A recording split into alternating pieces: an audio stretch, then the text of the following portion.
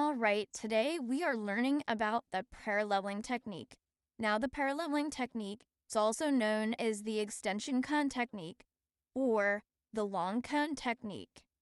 So, our receptor sensor is placed in the mouth parallel to the long axis of the tooth. So for this training purposes, we're going to go upper right and number 3, for example. So we want to place this along the long axis of the tooth.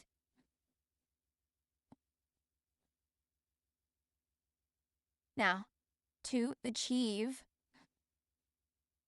there we go, we got our patient biting up. So to achieve parallelism between the receptor, the sensor, and the tooth, this sensor must be placed away from the tooth toward the middle of the oral cavity.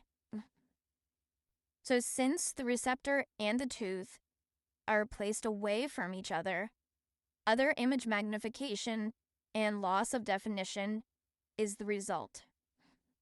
Now, target receptor distance must be increased to ensure only the most parallel X-rays will be directed to the tooth.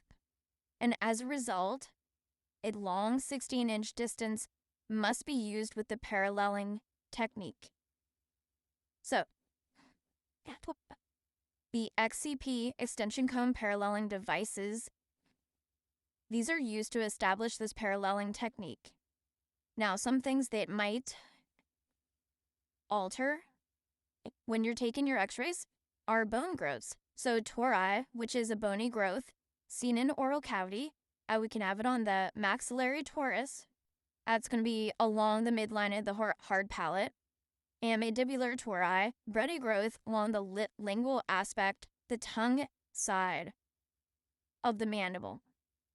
So, and also patients with shallow palates may be more difficult to accomplish x-rays on when using the parallel technique. So always keep that in mind. So if you have any other questions you'd like to see some more information, please feel free to ask. I will be putting together some more videos here shortly. Thank you very much for your support.